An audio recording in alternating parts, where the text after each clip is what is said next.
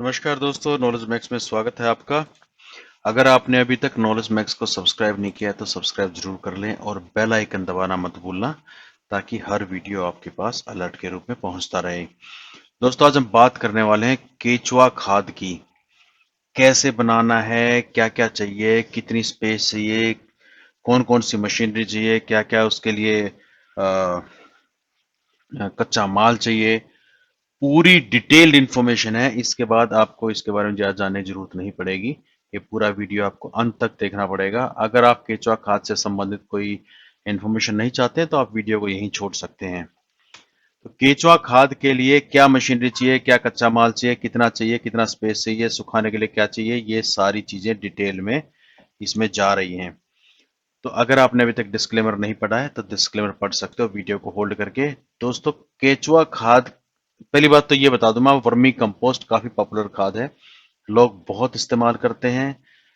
इनमें खेत में तो इस्तेमाल करते हैं, साथ में गार्डन में भी काफी इस्तेमाल करते हैं। और इसको 1-1 किलो के, 5-5 किलो के, 10-10 किलो के, 50 किलो के पैकेट में, कट्टों में इसको पैक करके इसको बेचा जाता है। बहुत सारे लोगों ने इसके इकाई लगा रखी है, प्लांट्स लगा रखे हैं जो इसका औद्योगिक तरीके से इसका प्रोडक्शन करते हैं और उनको बेचते हैं मार्केट में अच्छे रेट में।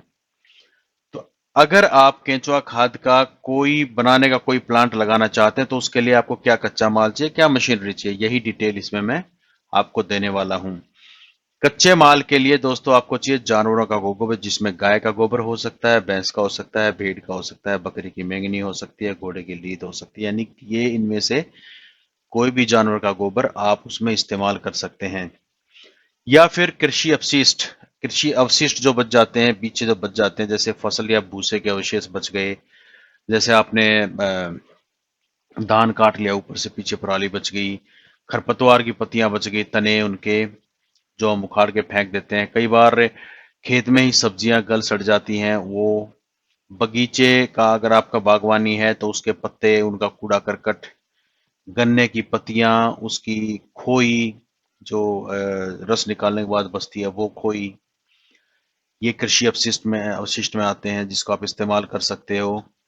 अगला है उसमें प्लांट रेसिड्यूज, जो पौधे के बाद में जो चीज बचती है, जैसे लकड़ी की छाल में छिलके, लकड़ी का बुरादा और लकड़ी का गुदा। जैसे केला अगर कोई इस्तेमाल कर रहा है, केले का कोई खेती कर रहा है तो उसका तना, विभिन्न प्रकार की पत्तियों का कचरा, घास, सड़क या रिहायशी इलाकों के आसपास के पौधे की पत्तियां या कूड़ा। मतलब कहने का ये है कि आप सारे गांव का कूड़ा करकट उठा सकते हैं जो बायोडिग्रेडेबल है, जो गल सकता है। डेफिनेटली शीशा, प्लास्टिक, ये सब चीजें उसमें इस्तेमाल नहीं हो सकती। अर्बन वेस्ट, शहर का कूड़ा आप उठा सकते हैं, सूती कपड़े का जो बचा हुआ हिस्सा है वो, कागज, मंडी में सड़े गले फल और सब्जियों का कचरा, फल सब्जी की पैकिंग, और जैसे केले की पत्तियां इत्यादि। जैसे अब ट्रक आते हैं भर के केले के, तो उसमें बहुत सारी पत्तियों में उसको लपेट के लाया जाता है, वैसी पत्तियां। रसोई घर का कूड़ा, फल और सब्जियों के छिलके, मतलब जैसे सब्जी मंडी का तो लगभग सारा कूड़ा उसमें आ जाता है जो बायोडिग्रेडेबल है। बायोगैस अगर आपने लगा रखी है तो उसकी सैलरी, वो भी बहुत अच्छा एक खाद बनाती है।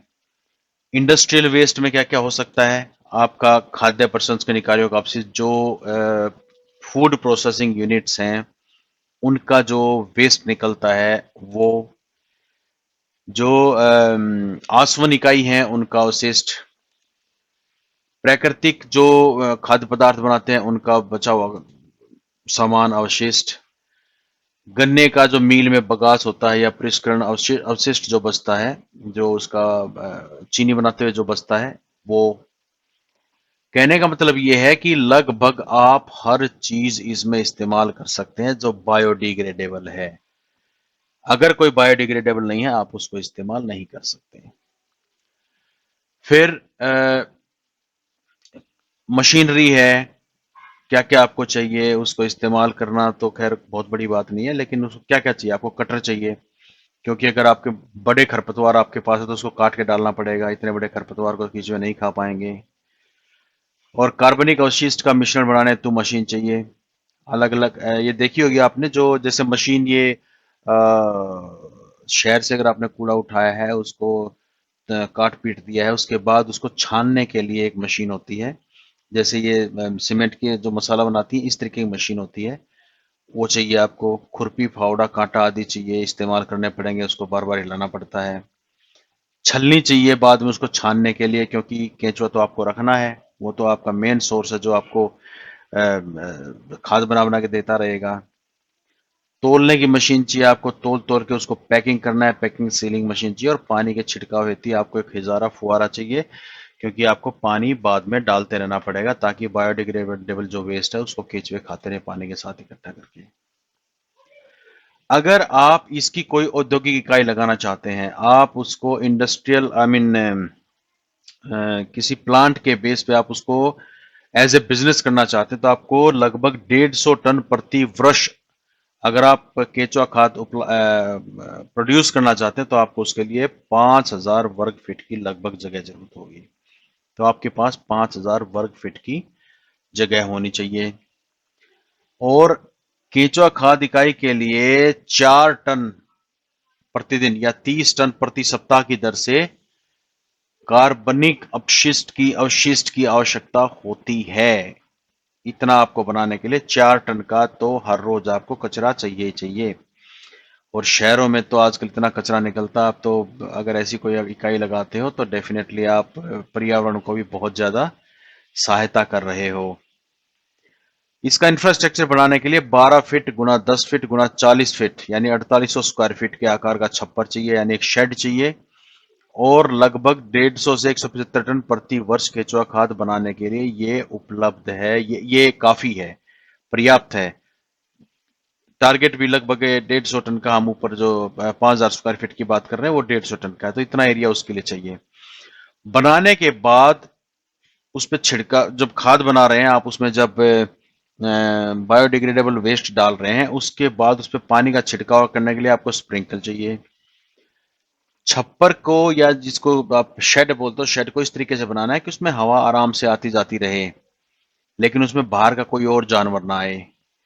केचुआ खाद जब आप छान लेते हैं छलनी में से, उसको सुखाने के लिए 12 फीट, 6 फीट और 1 फीट के आकार का सीमेंट का फर्श चाहिए। थोड़ा बड़ा भी बना सकते हो, वो तो डिपेंड करता है आप कितना खाद प्रोड्यूस कर रहे हो। फिर आपने बना लिया है तो उसको पैक करके उसको भंडारण करने की व्यवस्था आपके पास होनी चाहिए। उसको बेचने की व्यवस्था आपके पास होनी चाहिए। पानी की व्यवस्था, क्योंकि पानी आपको छिड़कते रहना पड़ेगा, उसकी व्यवस्था आपके पास होनी चाहिए। अगर ये सारी चीजें आप कर पाते हैं तो आप इसके लिए लोन भी ले सकते हैं। ये भी इकाई अगर आप स्टार्ट करना चाहते हैं औद्योगिक औद्योगिक स्तर पे और एज ए बिजनेस आप इसको स्टार्ट करना चाहते हैं, तो आप डेफिनेटली ये काम कर सकते हैं। इसकी मांग काफी बढ़ती जा रही है, फिर बहुत सारे लोग इसको कर रहे हैं। दोस्तों, ये केंचुआ खाद के बारे में इंफॉर्मेशन थी, आपको पसंद आई होगी। नॉलेज मैक्स को सब्सक्राइब कर लेना और इस वीडियो को शेयर करना मत भूलना। Thank you very much, take care, Jai Hind.